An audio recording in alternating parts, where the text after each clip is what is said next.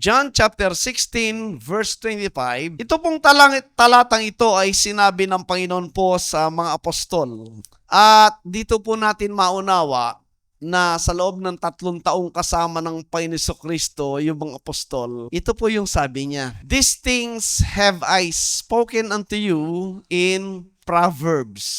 But the time cometh when I shall no more speak unto you in Proverbs, but I shall shew you plainly of the Father." Sino po yung kausap dito ng Panginoon? Yung mga apostol, nakasama niya na for 3 years. Hindi humihiwalay sa kanya mga yan. At tinuturuan niya. Pero ang problema, yung lingwaheng ginagamit niya po ay talinghaga. Kaya, sa ating pag-aaral po, sa loob ng 3 taon, halos walang naintindihan po yung mga apostol. Mamaya papakita ko. Pero before that po, ito pong ating Bible na hawak, ito po ay kasulatan, kasaysayan po ng bansang Israel hanggang sa panahon po ng Panginoon Kristo. Kaya nga po ako'y sa loob po ng 30 plus years sa pagbabasa, pag-aaral ng Biblia, imagine, hindi nawawala yung aking desire at yung init sa pag-aaral, yung kaligayahan sa nakikitang katuruan, patuloy po yun. Hindi ako nagsasawang nagbabasa niyan, nagsasaliksik, nagtatanong, naghahanap. Bakit?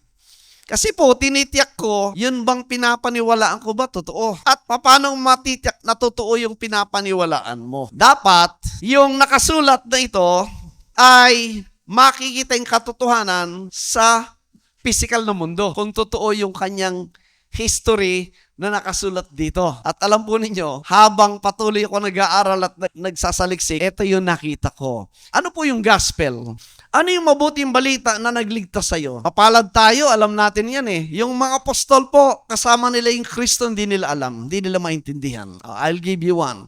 Luke 18, tingnan natin, verse 31. Then he took unto him the 12, and said unto them, Behold, we go up to Jerusalem, and all things that are written by the prophets concerning the Son of Man shall be accomplished. Anong sabi? Tinawag ng Panginoon yung 12 apostol habang papunta sila sa Jerusalem, at sabi niya, lahat na nakasulat sa salita ng propeta, yung pong Old Testament yun na hawak nila, ay matutupad na patungkol kay Kristo. Ano yun? 32. For he shall be delivered unto the Gentiles and shall be mocked and spitefully entreated and spitted. Ano sabi? Sapagkat siya'y ilalagay sa kamay ng mga Gentiles. Sinong Gentiles ang tinutukoy na magpaparusa sa kanya? Sa Jerusalem. Sino? Romans. Tama? Kasi silang nasa kapangyarihan. At siya ay imamak, insultuhin at duduraan. Kumbaga, iinsultuhin siya. 33. And they shall scourge him and put him to death, and the 3rd day he shall rise again. At siya ay lalatiguhin, at siya ay papatayin, at sa 3 araw siya ay mabubuhay na maguli. Yan ba yung gospel? Yes. Naintindihan ba ng mga apostol? 34. Ano sabi? And they understood none of these things. And the saying was hid from them, neither they knew the things which were spoken. At hindi nila naintindihan ano mang bagay na sinabi ng Panginoon Jesucristo. At yung sinabi niya magaganap na kamatayan, pagkapakot, pagkabuhay na maguli, hindi nila naintindihan. Bakit hindi nila naintindihan? Kasi hindi sila naniniwala. Bakit hindi naniniwala? Kasi yung dumating na Kristong hinihintay nila, yung Diyos yun. Bakit nga naman mamamatay yung Diyos? Kasi ang isip nila, pagpunta sa Jerusalem, maghahari ang Kristo, papatayin lahat ng kalaban na Romano at papalitan ng gobyerno. Yun po yung nasa isip ng mga tao sa panahon na yun, kasi ang isip nila, literal na kaharian. Pag literal na kaharian, may sundalo, may kabayo, may espada, may patayan talaga para maghari yung king. Sasabihin ba naman niya, mamamatay yung Kristo? Bakit hindi maintindihan? Plainly sinasabi yon, hindi nila mapaniwalaan. Si Peter, sinabi niya kay Peter yan. Anong sagot ni Peter? Hindi pwede yung Panginoon. Hindi mangyayari sa iyan. Anong sabi ng Panginoon kay Peter? Satanas. Tinawag siya Satanas. Bakit? Hindi naintindihan. Kaya, nung yung Panginoon ay nabuhay na maguli sa 3 araw mula nung pagkapako sa krus, sino yung una nagpunta sa libingan at may dalang mga bulaklak at spices? Hindi ba si Mary, yung nanay niya, at sila Mary Magdalene, di ba? And some women. Ano nakita nila? Wala yung bangkay. Walang nakalibing. Grabe po yun. Alam po nyo, yung pagkabuhay na maguli ng Kristo, lalo kung napatibayan, nung nabasa ko yung historical writing ng mga taong nabuhay sa panahon ng Panginoon Jesucristo, yung contemporary historian. At galing po yun sa mga hindi mananampalataya kay Josephus sa niyang sinulat yung nangyaring revival doon at yung tinuturo niyang Jesucristo na maraming milagro. Yung isang historia ng Roman Empire, kinukwento niya, nakasulat sa kanyang annals yung testimony na naganap na upheaval sa Jerusalem dahil do sa Jesucristo na sinasamba nila. Yung isa pa rin tinatawag na Suetonius. Marami pong record ng mga tao na hindi naman mananampalataya pero kinukwento nila sa historical documents nila na may Kristo talagang nabuhay na maguli, aside from the Bible. Kaya ang ebidensya po, kung anong pinapaniwala mo, dapat tiyakin mo. Saan galing ang pinapaniwalaan mo? Sa Biblia. Paano mo alam? Dapat aralin. Pangalawa, saan galing pinapaniwala mo? Sa Biblia lang ba? Hindi. Sa history, sa kasaysayan. Nangyari talaga. I-google mo, lalabas. Kasi inimbestigahan nila yan. Kaya mga kapatid, bigyan natin ng panahon po yung pag-aaral ng Biblia, lalo na yung mga young people kasi yung kayong next generation. Alam niyo kung bakit magulo yung Christianity at very weak ang Christianity? Aralin niyo po yung mga religion at yung mga umuusbong na grupo ngayon. Saan sila nakafocus? Entertainment, psychology, mga life coaches, what is good in your life, how to be rich in the world, how to cope up with anxiety, how to escape from stress, etc. Lahat po pang lupa, pang laman. Kaya karamihan, walang alam kung anong pinapaniwala niya. Tanungin mo, are you saved? Hindi niya ma-explain. Anong pinaniwalaan mo kay Kristo? Kasi tinanggap ko sa aking panalangin bilang tagapagligtas. Bakit mo sa tinanggap? Kasi sabi sa akin, tanggapin ko siya. Kaya pag may nagpapatanggap, tatanggap uli. Lalo na pag magaling preacher ng impyerno, kasi masusunog ka sa impyerno, tatanggap uli. Ano ibig sabihin? Hindi na tiyak kung tinanggap nga niya ang Kristo. Again, lengguwahe yun, hindi galing sa Biblia. Kaya maraming nabubuhay na nagsasabing Kristiyano, walang appetite sa Bible. Anong pinagkaiba mo sa traditional relihiyon? Nagsimba ka lang. Pumasok, lumabas. Anong natanggap mo? Walay. Lahat pang laman. Walang nabago. How do you expect that this world will change? Walang power ang Christianity kasi yung mga professing Christians, wala ang power sa kanila. Asan ang power? The truth shall make you free. At ipapakita kung sino ka in this world. Do you believe in God? Do you believe na merong spiritual world? Natiyak mo ba na talagang nag-resurrect si Kristo? Aba, kung sigurado ka na may Kristong nabuhay na maguli, aba, pambihira. Hindi ba? That will make an assurance ng ating buhay sa lupa. Though, marami tayong dinadanas sa buhay na ito.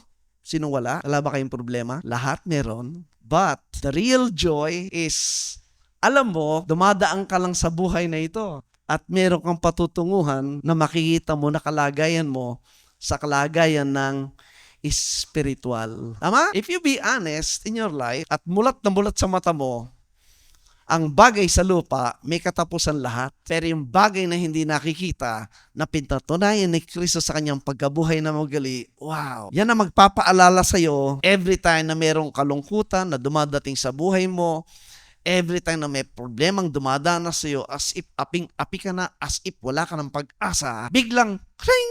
Papasok sa isip mo, ay hindi naman talaga itong buhay ko. Ang buhay ko nando sa spiritual. Hindi po ba mapalad yung mga taong ganon? Lahat ng tao sa lupa dumadanas ng dinadanas natin. In some way or the other, in whatever time, dadating sa iyo, may dadating talaga sa iyong halos hindi mo alam kung anong gagawin mo. Tama? Pero pag tiyak ka na totoo lahat ito, wow! Iba yon. Yun na nag-aalis ng takot at makikita mo na yung mga panalangin mo sinasagot ng Diyos kasi hodang baguhin yung sistema ng mundo para masagot yung panalangin mo. Do you believe that? Ako po, nakikita ko yun. In my prayers, may ginagawa ang Diyos. I don't know kung maniniwala kayo binabago yung sistema ng mundo. Am I crazy? Di po. Nakikita ko, literal sa buhay ko yun. Pero, to be honest, may fear ka pa rin. Tama? Pero the good thing, nakikita mo, gumagawa ang Diyos specifically in your individual, sabi nga, relationship with God. Ano ini-establish mo sa buhay mo? Relasyon sa tao o relasyon sa Diyos? Di ba sabi ng Panginoon, seek first the kingdom of God and all these things shall be added unto you. Alam nyo, Pag pinaniwalaan mo yon at ginawa mo talaga, it's not easy. Hindi madali. Number 1, maraming hindi makakaintindi sa'yo. Number 2, maraming magagalit sa'yo. Number 3, at the end of the day, parang wala ka ng mga kaibigan. Kasi hindi ka nila maiintindihan. Di ba pattern? Ito yung Panginoon. In John chapter 16 na nyo. This is the pattern. Verse 14. This is the time po, pag binalik mo yung John chapter 5, walang pagkain, may dumaan na bata, may dalang isang tinapay at 2 yatang isda. Ang tao, 5,000 plus. Ang sabi ng mga apostol, Panginoon, wala tayo dalang pagkain, mga tao gutom na, anong gagawin natin? Anong ginawa? Yung tinapay na dala at yung isdang dala ng bata, pinarami niya. Sumobra pa yung pagkain at meron pa silang leftover na 12 baskets. Tama? Ito yan. Then those men, when they had seen the miracle that Jesus did, said, "This is of a true that prophet that should come into the world." Sabi niya, ng mga tao, ito nga yung propeta kasi mayroong milagrong nagawa. Siyempre nga naman, biro mo, ang daming tao, 5,000. Binakain, doon lang out of isang tinapay lang at 2 isda ng bata, 15. When Jesus therefore perceived that they would come and take him by force to make him a king, he departed again into a mountain himself alone. Alam ng Panginoon, nang yung hugos ng napakaraming tao upang gawin siyang hari, masaya ba yung Panginoon? Sa mga pastor ngayon, pag maraming tao, wow! Di ba?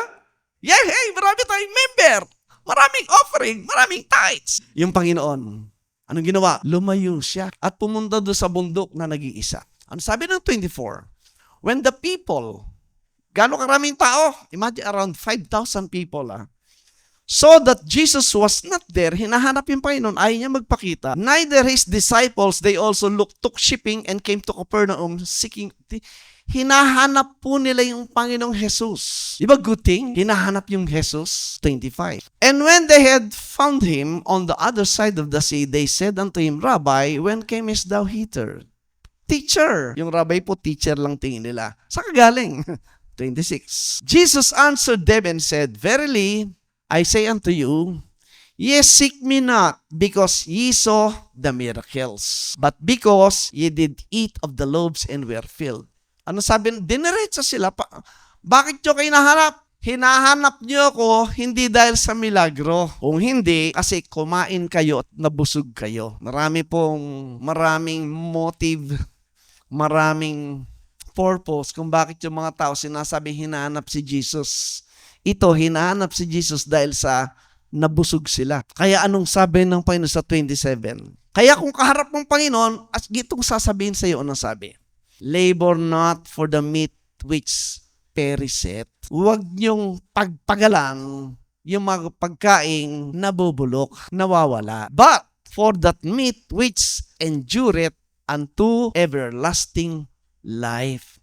Ang hanapin ninyo, yung pagkain na magbibigay ng buhay na walang hanggan. Spiritual po yun. Yung meat na nabubulok, physical yun. Which the Son of Man shall give unto you, for him God hath the Father sealed. Narinig nung 5,000. Do you think anong reaction nila? Baka reaction din yung iba sa inyo dito. Anong sinasabi nito? Tama? Sabi ng 28. Then said they unto him, at sinabi ng mga nakikinig sa kanya, What shall we do that we might work the works of God? Anong gagawin namin para magawa namin yung mga gawain ng Diyos?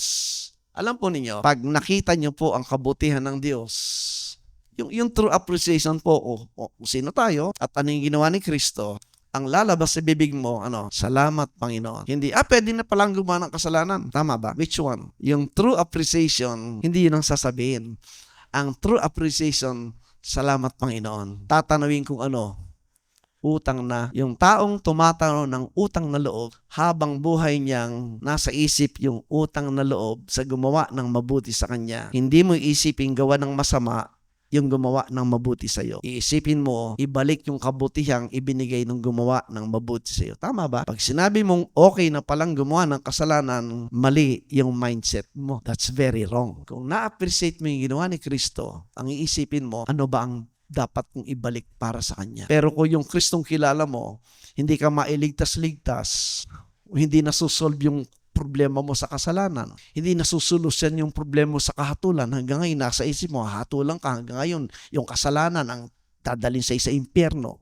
hindi mo papasalamatan ng Kristo kasi hindi naman niya natutulungan kayo. Pero yung Kristong kilala ko, buong buo, yung tulong na ginawa sa akin, yung bagay na hindi ko kaya, siyang gumawa. Di ba nararapat na yung buhay mo, ibigay mo kay Kristo? Di ba? Ang sabi ng 29, Jesus answered and said unto them, This is the work of God, that ye what? Ang tanong, Panginoon, ano ba yung dapat naming gawin para magawain ang gawain ng Diyos?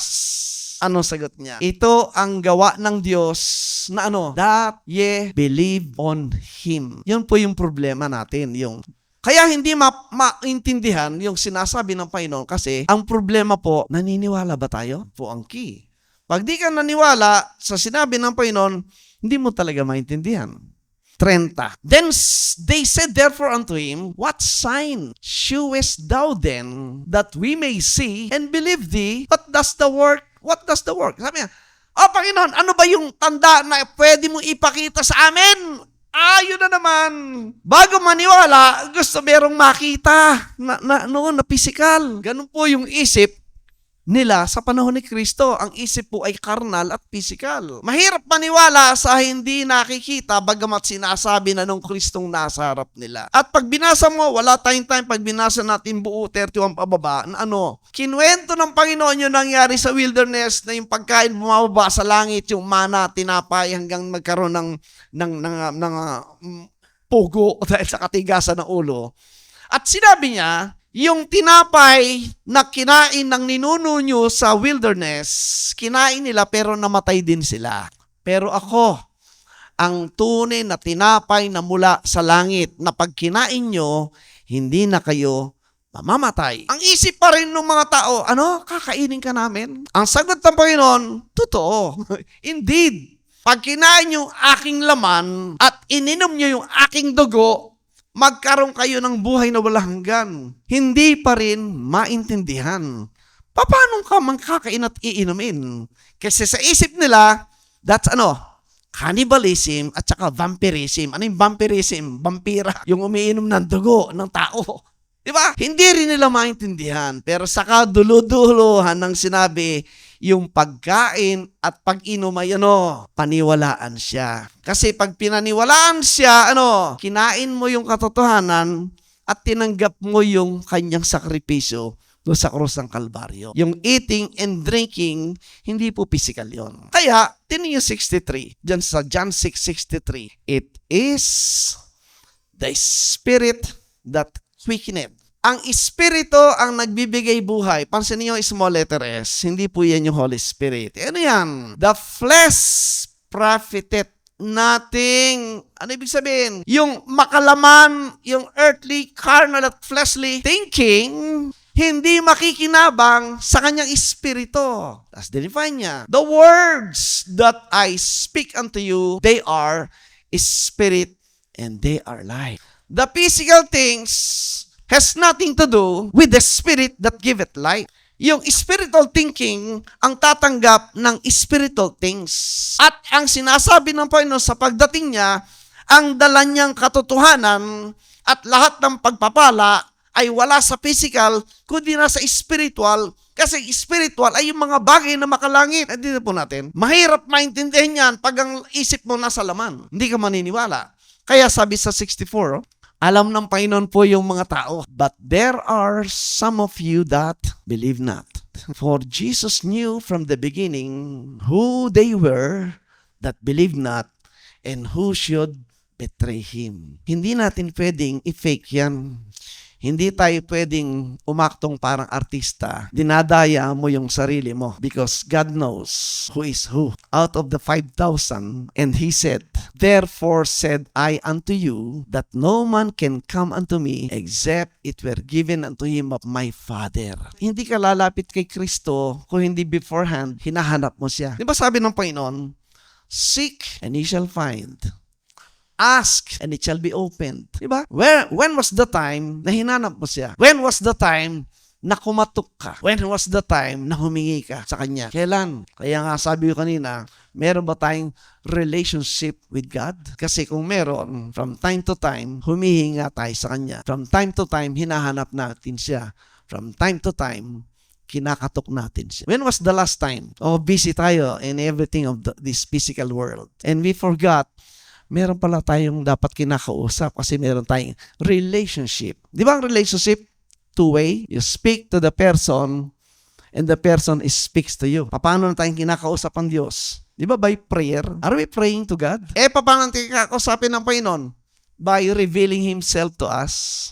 By teaching us. Na-experience ba natin yun? Kinakausap mo ba siya through prayers? Kinakausap ka ba niya in teaching you? Baka may kulang po tayo. Ano sa amin ng 66? Among the 5,000, from the time many of His disciples went back and walked no more with Him. Nang in-expose ng Panginoon yung maling motivation nila because ang isip nila physical things that will satisfy po yung gusto ng laman at ayaw yung bagay na spiritual. Ang sabi, marami ang humiwalay. Ilan ang natira sa 5,000? Then said Jesus unto the, how many? Imagine, ilan ang 1% ng 5,000? 50? Tama ba? Oo, 1%. 50. Wala pang 1% ang natira.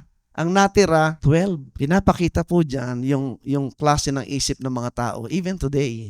Ang hanap ng tao, mga bagay ng laman. Kung anong masaya, kung anong maganda, kung ano yung convenient. But when you start to speak the truth, given, konti lang yung matitira. I'd rather stay with the truth with few people than 1,000 people na ang laman ng isipan ay naglolokohan lang tayo eh. Tama, doon ka sa ultimate. Ano ba yung ultimate ng buhay mo? Sa lupa? Hindi. Doon ka sa eternal things. Kasi tiyak mo yung Diyos. John chapter 14 po, tinan niyo. Verse 1, sabi ng Panginoon, let not your heart be troubled. Ye believe in God, believe also in me. Sinong kausap? Yung 12, yung 12 apostol. Yung trouble po na nararanasan nila, hindi natin nararanasan yun. Yung trouble nila sa time na yun ni Jesus Christ, pag nakilala kang tagasunod ni Kristo, una kang palalayasin sa mga sinagoga at hindi ka makapasok sa temple. Sino magbabawal? Yung mga namumuno, yung religious people, hawak nila yung gobyerno, nasa ilalim sila ng kapayapaan ng Rome. Anong ibig sabihin? Ang ibig sabihin, pag wala ka sa templo, hindi ka pwede mag-business. Kasi, ang sentro po ng economy ng business nando sa temple area. Pangalawa, pwede kang hulihin, kumpiskahin lahat ng ari-arin mo at patayin. Kamukha ng ginawa ni Pablo. Ano trabaho ni Pablo? Hinahanap yung mga mananampalataya. Yung iba kinukulong, yung iba pinapatay. Yun po yung trouble nila. Nararanasan nyo ba ngayon yan? Kaya hindi tayo kausap dyan. Ang kausap, yung mga apostol. Ano sabi niya? Believe in God. Believe also in me. Kung naniniwala ka sa Diyos, maniwala kayo sa akin. 2. In my Father's house are many mansions. Verse 2 po. Alam nyo noon po, mapalad kayo ngayon kasi naituturo ko na po sa ito ng maliwanag. Dati po ang paniwala ko dyan, literal na mansion sa langit. Kaya yung mga friends nating, mga dispensationalists, kung nanonood kayo, naku, malaking kalokohan yung iniisip mong pagdating mo sa langit, may mansion ka. Tinanong ko yung nagtuturo, Pastor, ibig bang sabihin, pagdating sa langit, meron tayong tigi-tigisang mansion? O siyempre, hindi ba yung mansion, Pastor, minimum ilang kwarto? Mga 10. Ibig sabihin, Pastor, nag-iisa akong titira sa isang mansion? Natural. Kasi tigi-tigis eh. Para sa yung 10 kwarto, pag may bisita ka, kalokohan talaga. Pag wala na bisita, nag-iisa ka. Di kalungkot ka pala. Kalaking bahay, nag-iisa ko. Ganun po yung thinking ng mga dispensationalists. Isip bata. Hindi naintindihan ng Biblia. Pag sinabing Father's house, ano ibig sabihin? Apostrophe S, ano ibig sabihin? Ano yung house? Pag sinabing bahay, ano ibig sabihin? Tirahan. Doon ka nakatira. Tama? Ano yung mga mansions? Sinong titira sa mga mansions? Yung Father.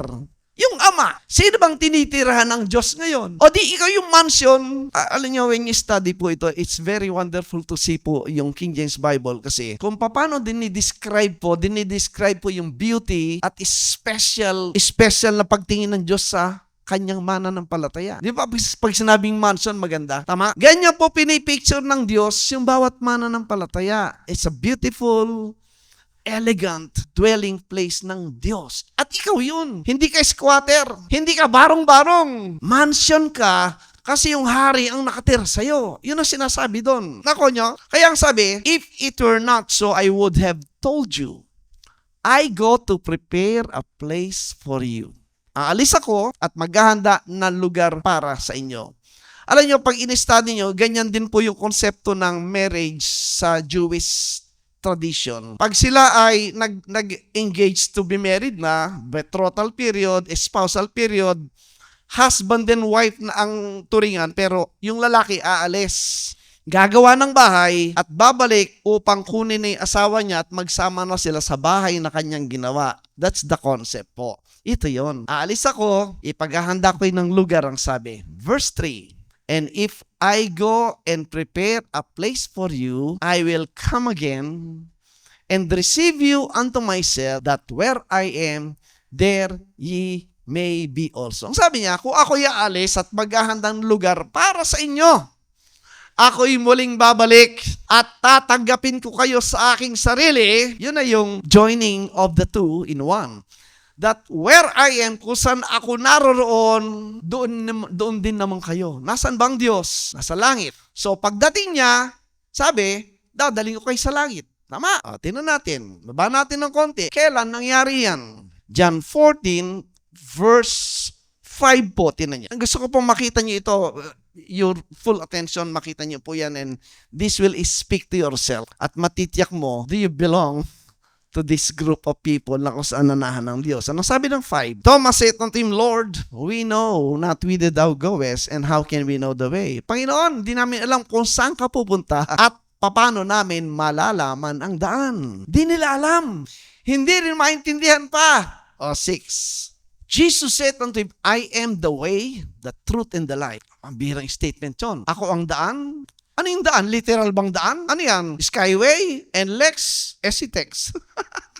Ganyan mag-isip po yung mga tao nung panahon na, at hanggang ngayon po yung mga futurist, ganyan ang isip nila. No man cometh unto the Father but by me. Wala pong ibang daan, walang shortcut, kay Jesus Christ lang talaga. 7. Bakit?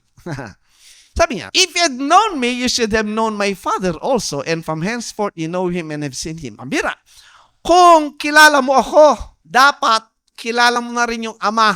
At mula ngayon, kilala mo na siya at nakita siya. Sinong sinasabing kilala at nakita na niya? Yung Ama. Mamukha na isip natin. 8. Mahirap maintindihan. Philip said unto him, Lord, Panginoon, ipakita mo sa amin yung Ama at solve na kami. Di ba? Sumagot yung Panginoon sa 9.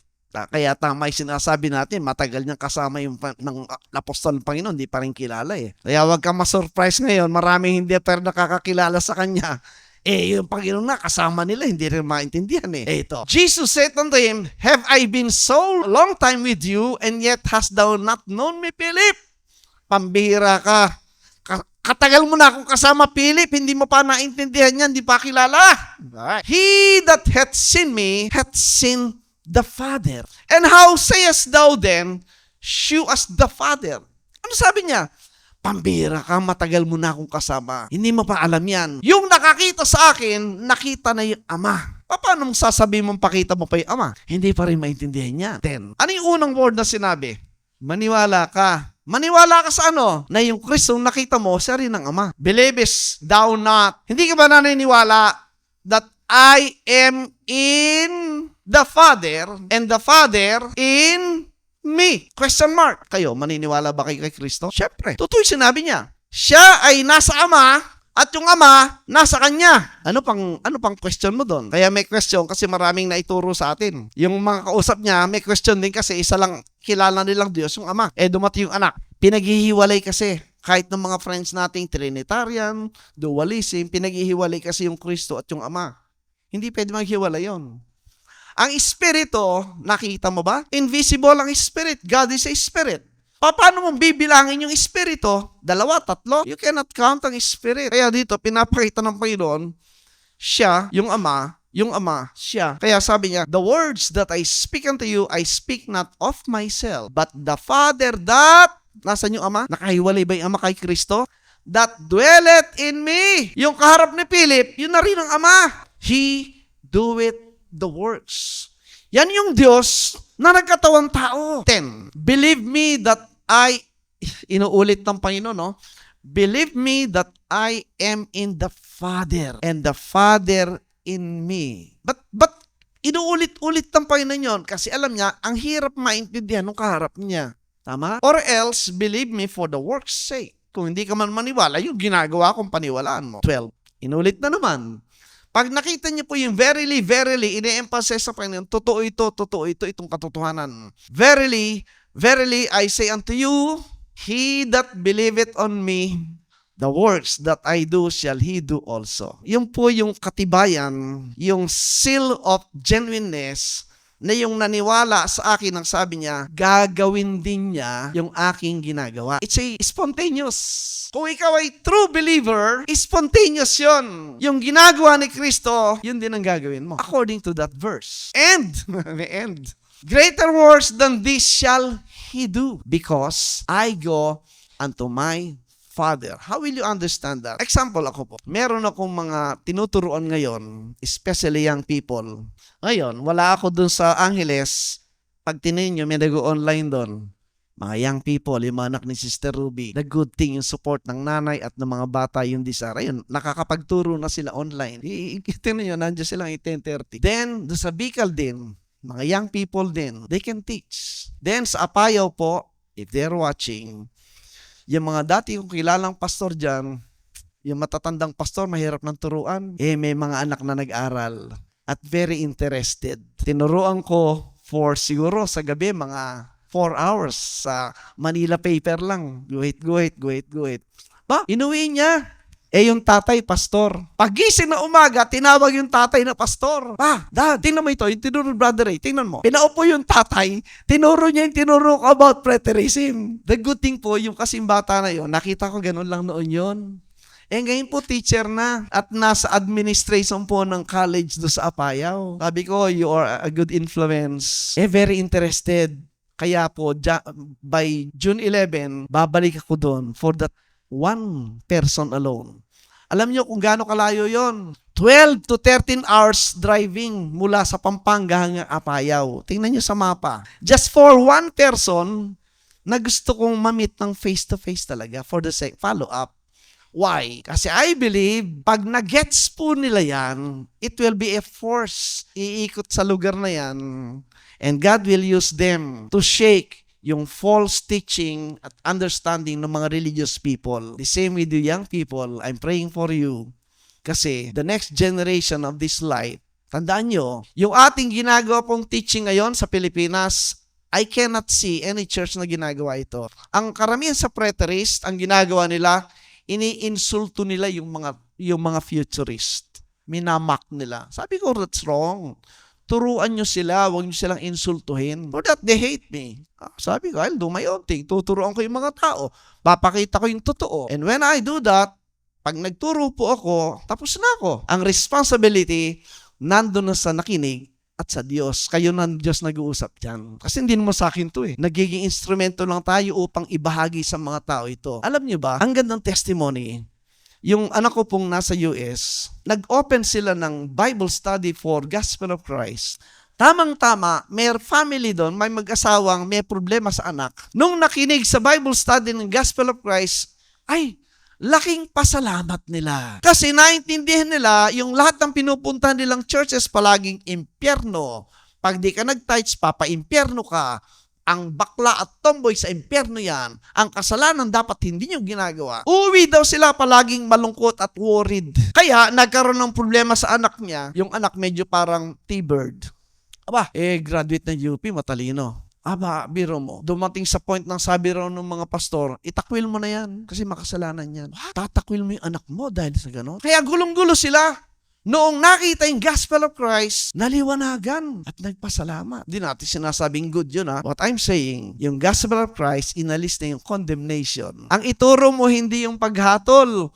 Ang ituro mo yung ginawa ni Kristong mabuti para sa tao. Hindi tatakutin mo at tataniman ng galit yung mga tao sa gano'n. No, that's wrong. tinapos na lahat yun ni Jesus Christ. You believe that? Kaya alisin mo sa isip mo. Now, tuloy natin. Anong sabi diyan? John 14:17. Even the Spirit of truth whom the world cannot receive. Yun po ang problema. Yung Espiritu ng katotohanan, hindi matanggap ng buong mundo.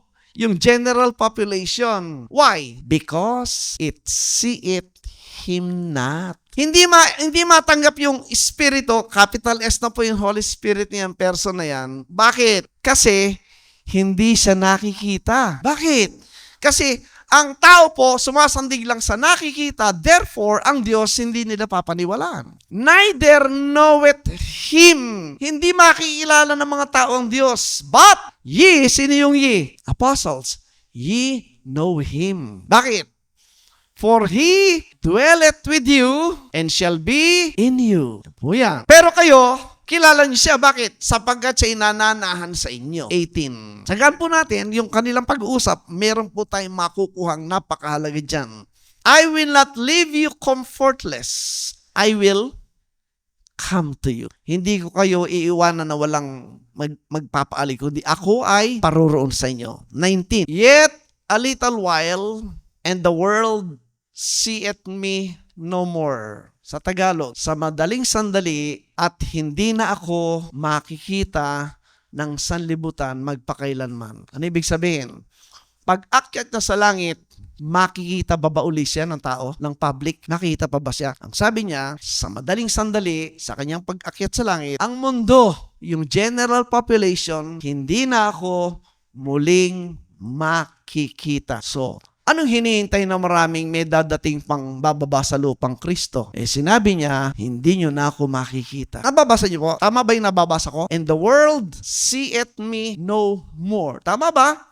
At ang sanlibutan, ang general population, hindi na ako muling makikita. Kailan ba nila nakita yung Kristo? Kailan? Nung pinanak ni Mary, ni Virgin Mary. Nabuhay, nakasama nila, kapitbahay pa nga nung ilan.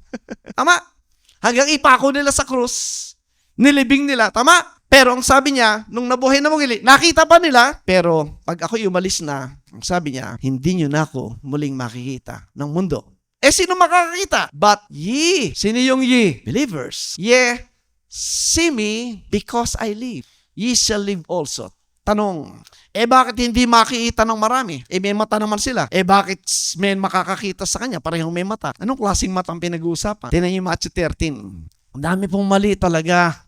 Imagine po yung multitudes ng Kristiyano na naghihintay ng second coming sa physical, visible, bodily image daw ni Jesus Christ. Hindi sinabi ng Panginoon yon. Mula 500 AD, may naghihintay na yan. Ni-research ko Mula 500 AD, may nag-announce, dadating na yung Kristo. Dumating pa kay Miller, around 1500 or 1600, walang dumating, kaya nabuo yung Adventist, humiwalay yung mga nagkaroon ng Latter-day Saints, humiwalay yung mga Jehovah's, pareho naghihintay yan. Sabi, 1948, walang dumating. 1900s, yung late planet, etc. Daming librong nabenta, milyong-milyong dolyar, hindi rin dumating, yumaman yung sumulat.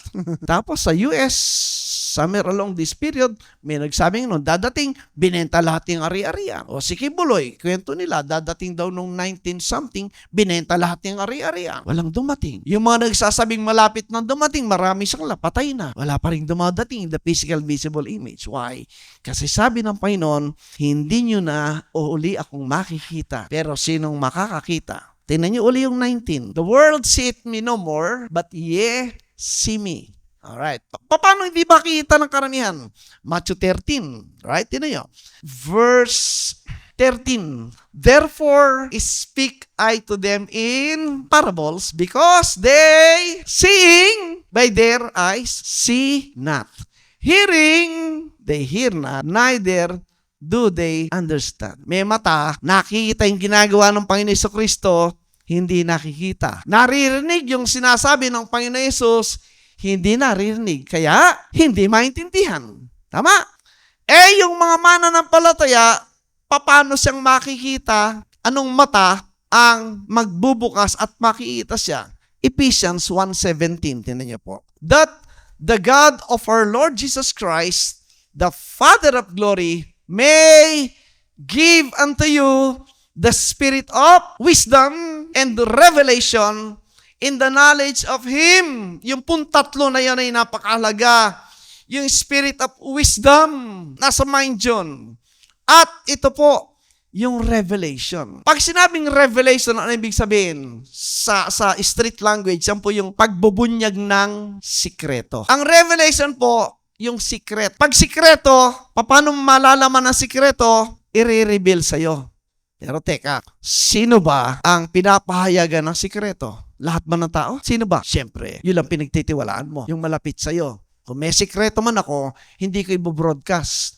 Uy, atin-atin lang to Mamaya hindi na sa inyo yun Atin-atin lang ito. Dito, yung Diyos, yung Panginoon Kristo, yung Father of Glory, ang sabi, ibibigay sa yung revelation. Pag sinabing revelation po, ano yan? Special relationship yan. Right? Ipapahayag sa'yo. Anong sabi? And revelation, saan magmumula? In the knowledge of Him. Yung kapahayagan, pangunawa na ibinibigyan ng Diyos, hindi po pang maramihan, hindi pang grupo, kaya hindi pang relihiyon yan, pang personal yan, individual. Kasi depende po yan sa kondisyon ng ating isipan at puso. Nakuha po nyo? Kaya ang sabi po sa 18, ayun ito yung mata. Hindi yung mata mong physical, kundi yung the eyes of our, what? Understanding. Malalim yan. That's inner thing. Being, what? Enlightened. Enlightened in what manner? In the manner, yung mundong ito, pansamantala lang. Yung mundong ito, punong-puno ng excitement, pero punong-puno din ng disappointment. Diba? So, it's not worthy na dito ko lang ilagay yung aking isip at lakas at oras sa mundong ito. When that happened, your mind will be enlightened. Meron palang is better spiritual world. After this life pala, makikita ko, mamumulat na yung mata ko sa spiritual world. And there's God, there's Jesus Christ. Ako po ang aking worry. From the time na narinig mo ang katotohanan, anong ginawa mo sa time na yon? From the time na nakita mong totoo lahat yan, anong ginawa mo sa nakita mong totoo? Nabuhay ka ba according to sa truth na nakita mo, o okay lang. You continue in your physical things and everything. I don't care. Ganun ba? My worry is, when I come to the Lord face to face, Lord, ang isip ko, ano bang ginawa ko sa iyo para sa iyo, Panginoon, for my whole life on earth? For all the benefits, yung buhay ko, yung mga prayers na sinagot mo, umabot ako sa panahon na ito, and you sustain everything sa aking buhay, and come face to face with my Lord and Savior, para ako nahiya, parang nakakahiya, parang kulang ako sa ginawa ko, Panginoon. Not in the sense na paparusahan ka, pero that is my own feelings na pagharap ko sa Panginoon, appreciating everything na ginawa sa akin ng Diyos in spite of. And here am I, face to face in the spiritual realm. I don't know how. Parang kulang ginawa ko. Diba nakakahiya? Yun po yung sa akin I don't know sa inyo. Yeah, dito, that's enlightenment. That you may know what is the hope of His calling and what the riches of the glory of His inheritance in the saints. Balik tayo. John 14:19. Yet a little while and the world seeth me no more. Paano hindi sa makita? Hindi na makita visibly. Wala na uling makita ang Diyos na nagkatawan tao kasi tapos na yon. Bakit po? Ito. Example lang. Something happened, di ba? On the cross. Bakit nagkatawan tao yung Diyos? Do you believe that? 1 Timothy 3:16, tinan nyo. Without controversy, great is the mystery of godliness. God was manifest in the flesh. Yung Diyos, inihayag sa laman, justified in the spirit, seen of angels, preached unto the Gentiles, believe on in the world, receive up into what? Glory. Now, tingnan nyo. So, walang duda. So, si Kristo dumating as what? God in the flesh. Tama? Correct? For the purpose of what? For the purpose ng great sacrifice, the once for all sacrifice for the mankind. I hope, alam na natin Romans 8:3, for sin, likeness of flesh, etc. But, on the third day, ano nangyari? Nung nag-resurrect si Jesus Christ, glorified body na ba yun? Not yet. Tingnan nyo. Luke 24, sabi kasi ng maraming glorified body na raw yun. Yun na raw yung spiritual body, yung heavenly body. Wrong. Yung Panginoon mismo nagsabi. Verse 36. And as they spake, Jesus Himself stood in the midst of them and said unto them, peace be unto you. Di ba? Natatandaan nyo, pinakita ko last time Sino yung una nakakita sa Kristong nabuhay na muli na sinasabing, nole me tangere? Sino yun? At sabi niya, wag mo muna kong hawakan. Bakit? Kasi akit mo na sa langit. Ang gawin mo, punta ka sa Jerusalem at doon magkikita tayo. Di ba? Eto na yon. Biglang-bigla, sa gitna nila, nagpakita yung Panginoon Jesus. 37. But they were terrified and affrighted and supposed that they had seen a... Nagulat yung mga apostol. At ang sabi, nakakita sila ng espiritu. Tama ba? Nakita ba nila espiritu? And he said unto them, why are ye troubled? And why do thoughts arise in you? Ba't kayo naguguluhan? At bakit pumasok sa puso ninyo yung ganyang pag-iisip? 39, kinurek niya. Behold, my hands and my feet, that it is I myself. Handle me and see. Eto, for a spirit hath not flesh and bones as ye see me have. Ano ibig sabihin? Yung espiritu makikita ba? Hindi. Sabi niyo, espiritu walang laman at buto. Pero ako, meron. Nasa spiritual state na ba siya? Not yet. Ako niyo, kinurek niya. Yung spirit, nakikita ba? Then yung Colossians, chapter 1, verse 15. Who is the image of the what? Invisible God. Pag sinabi invisible, di ba yung God, sabi niya, God is a what? God is a spirit. Tama? Pag espiritu, nakita ba? Sabi na nga, invisible eh. O, 2 Corinthians 4:18. Tingnan niyo po yung distinction ng dalawa. Pag kinumpare natin yung spiritual things at saka physical things. While we look not at the things which are seen, yung nakikita, physical, but the things which are not seen. For the things which are seen are temporal, earthly, physical. But the things which are not seen are eternal, heavenly, spiritual. Yun po yung distinction. Tama? Nung nag-resurrect siya, nasa flesh pa siya. Yung incarnation, yung God nasa flesh. Tama? Kailan siya bumalik sa glory? Ito po, tinan niyo. Acts 1:9 po, tinan niyo. What happened? And when he had spoken these things, while they beheld, he was taken up, and a cloud received him out of their sight. Ano nangyari? After 40 days, ano nangyari? Bumalik siya sa heaven. Tama? Maraming nagbabasa. O doon tayo sa 10. And while they, the apostles, they looked steadfastly toward heaven as he went up, behold, 2 men stood by them in white apparel. 2 angels lumabas. Anong sabi sa kanila? 11. Which also said, Ye men of Galilee, why stand ye gazing up into heaven?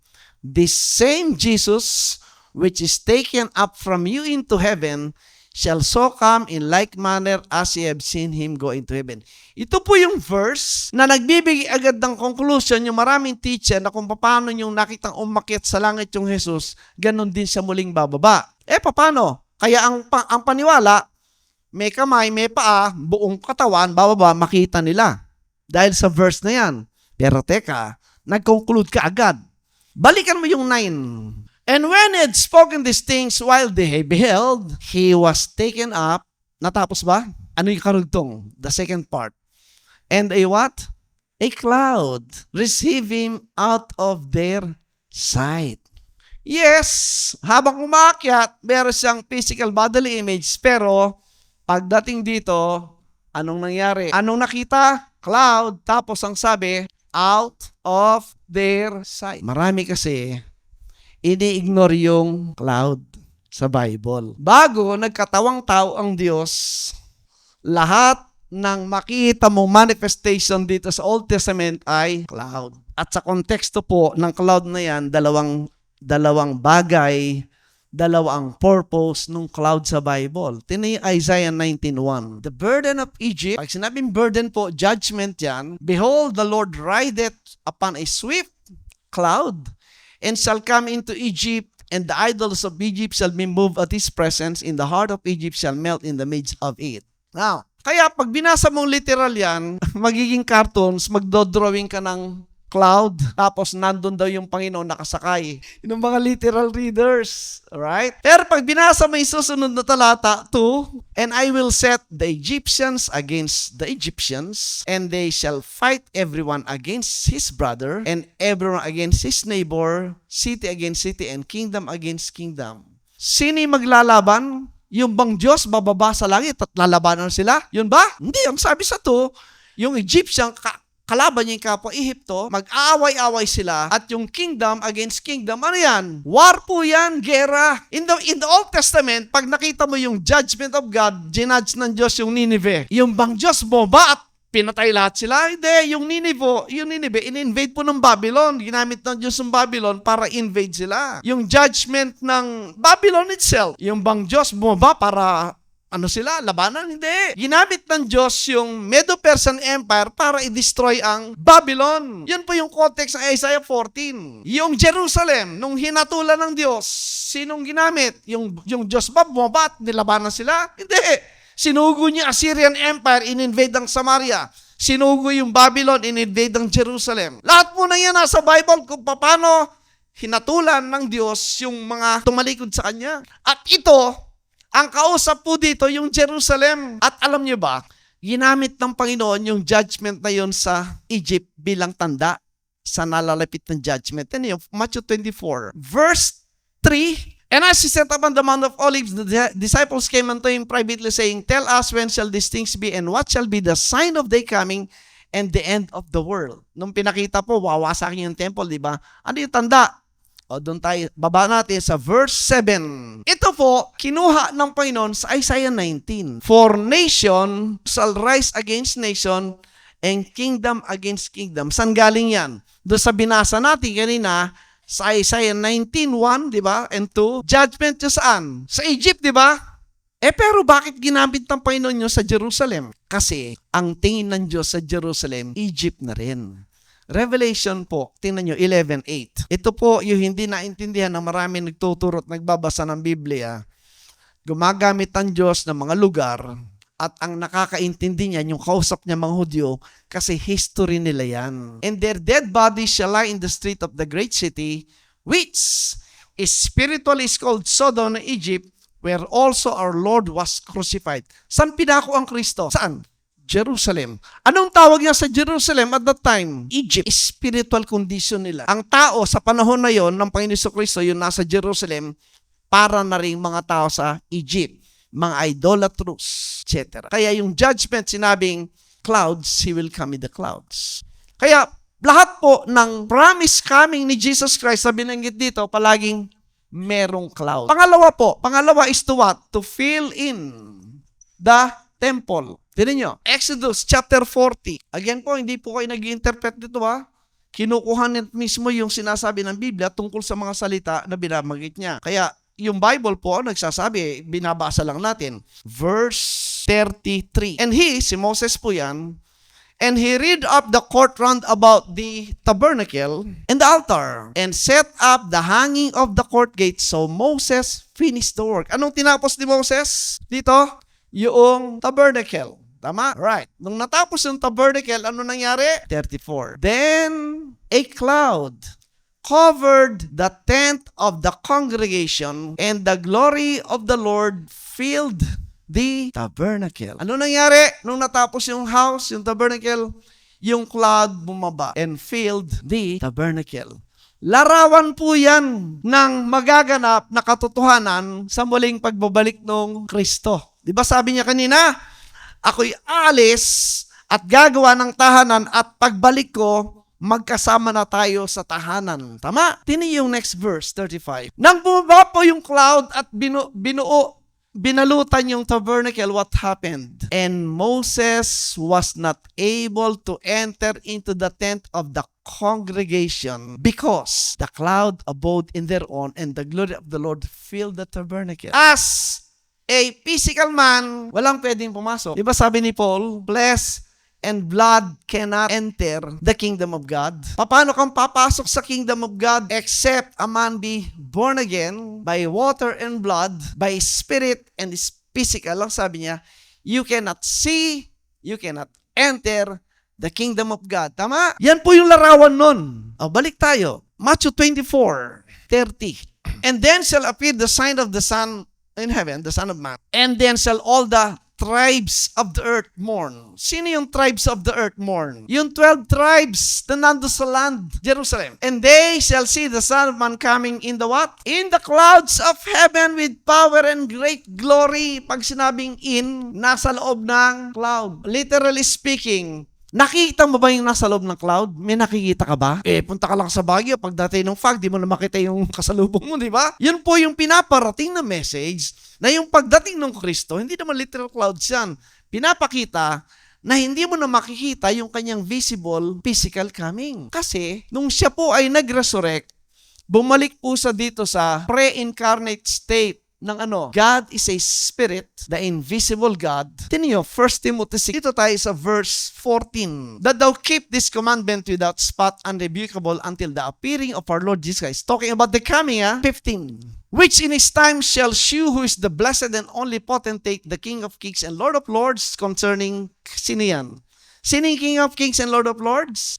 Next verse. Tingnan niyo 16. Who only hath immortality, dwelling in the light which no man can approach unto, whom no man hath seen. May nakakita na sa kanya in the flesh. But in the state of God as a spirit, walang nakita. Nor can see. Hindi mo makita yung God is a spirit. Ang makita mo, yung nag-incarnate sa flesh, which is Jesus Christ. Pero when He came back to that original state of a cloud, signifying God is a spirit, no man can see. Is that a visible manifestation? Wala. So the understanding is this. Balikan natin. John 14, mismo yung Panginoon nagsabi. Napakatibay po nito mga kapatid.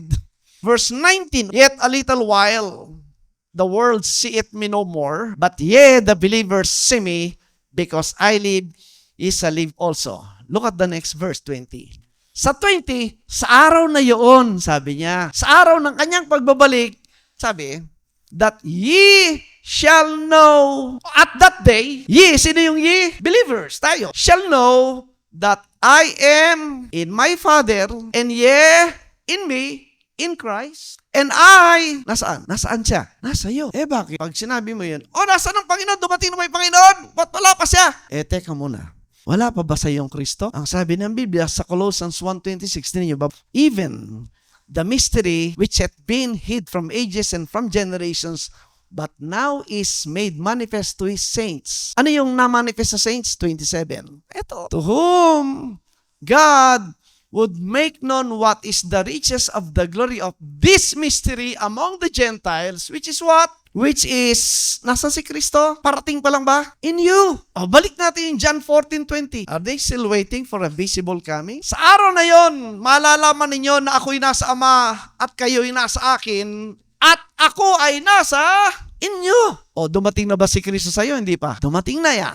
21. Tuloy natin. Huwag tayo mag-conclude agad. He that hath my commandments, pag sinabing commandment, yung pong word of God, salita ng Diyos, and keepeth them. He, it is that what? Yung pag-ibig mo sa Diyos, yung intense ng pag-ibig mo sa Diyos, yun ang intense ng interest mo sa kanyang salita.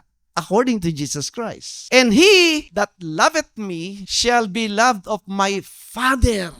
Yung umibig sa akin ay mamahalin ng aking Ama. And I will love him, yung huli po napakalaga, and will manifest myself to them, to him. Individual po ang pakikipag-usap ng Diyos. Hindi by group, individual. Kasi alam niya kung anong nasa loob natin. Tuloy, nagtanong yung isang Judas, hindi si Iscariot. Tama ba yung unawa natin? Naunawa rin nila? Eto.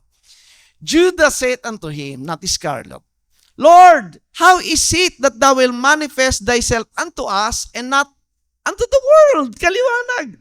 Panginoon, paano mangyayari na ipapahayag mo yung sarili sa amin at hindi sa buong mundo? Di tama. Wala nang makikita yung mundo na Kristong bababa uli. Yung mananampalataya, makikita niya na yung dumating na Kristo sa pamagitan ng unawa. Kaya sabi sa 23, Jesus answered and said unto him, if, conditional yan if a man love me, he will keep my words. Nasaan ang words of Christ? Ito. You will love His word. Babasahin mo yan. Aaralin mo yan. Paulit-ulit mong babasahin yan. Yan ang pagkain ng espiritu mo. Nandyan ang gatas, nandyan ang tinapay, nandyan ang karne, nandyan ang prutas, nandyan ang etc. And, sabi niya, my Father will love him, And we will come unto Him and make our abode with Him. Yun daw, nagmamahal sa kanyang salita. Mamahalin ng Ama at sila'y darating sa Kanya at mananahan sa Kanya. Nangyayari ba yung coming ni Kristo? Second coming lang ba? No, it's happening. It's happening every day. Sa mga taong nakaunawa, nung ginawa niya sa krus ng Kalbaryo, dumadating ang Diyos sa iyo. Yun ang sinasabi dito. Maliwanag po yung nabasa natin. Meron ba bang one-time event na dadating Kristo, papatayin lahat ng kalaban ng Israel at di pabasa? Meron ba bang gano'n? Wala na. Sinabi niya, hindi na ako makita ng mundo. Pero kayo, makikita niyo ako sa pamamagitan ng pagkarinig at pananampalataya na naahan sa iyong Diyos. Naku po niya. Yun po yung totoo. Kung hinahanap natin ng totoo. Pero kung gusto lang natin ng bulahan, wala dito. Nandun sa malalaking church na may umuusok, magaganda yung lights, malamig, masaya, at talaga naman. Ayo, you get it po mga kapatid. Wala na pong ihigit. Samahalin mo yung salita ng Diyos at dito makita yung pinakamahalagang bagay. Di ba sabi ni Mark Twain, yung aking keynote, ano yun? There are 2 days na importante sa buhay ng tao. The day he was born and the day nalaman niya kung ano yung purpose ng kanyang pagkasilang. What is the purpose of your life? 2 Timothy 1:9. Who hath saved us? Are you saved? Paano ka naligtas? And called us. Marami nagsasabi, tinawag sila ng Panginoon. Tanungin mo, ano po narinig nyo nung tinawag kayo ng Panginoon? Pag hindi masagot, iba yung tumawag sa Kanya. And called us with an holy calling. Ano yung holy calling na yon? The gospel of Christ. Ang sabi ng 2 Timothy 3, na narinig mo, kaya ka naligtas. Kaya lang may koma. Bakit ka tinawag ng Diyos? Not according to our works. Mabuti na lang. Kasi kung gawa ang pag-uusapan, hindi ako papasa. Hindi ako papasa. But according to His own purpose. And this. Kaya ka tinawag ng Diyos kasi meron siyang purpose. At yun ang purpose ng buhay mo. Supposed to be. And grace, which was given us in Christ Jesus before the world began. Ano yung purpose? That all men may be saved. You, for one. Nung narinig mo ito, kung duda ka sa kaligtasan mo, magtanong ka, wag ka lalabas dito na hindi mo natitiyak. Pangalawa, magligtas ng iba. Paano? Bible study. Mag-invite ng Bible study, magpakain ng merienda sa mga Bible study para maraming umattend. Kung di mo kaya, tawagin si pastor, tawagin si mga kapatid dito. Pag napahayag mo yung gospel, bahala na sila, bahala na Panginoon, pag-pray mo na lang. Hindi mo trabaho yung magkumbinsi. Ang nagkukumbinsi yung banal na espiritu. Buksan mo lang yung bibig mo bilang ikaw ang temple of God, nasa iyong salita ng Diyos na pag sinabi mo sa tao yung Diyos ang mag-uusap at sila na. Tapos ka doon. That's all. At nabubuhay ka sa purpose na yon. Yun ang purpose ng buhay mo. Di ba? Yun po yun.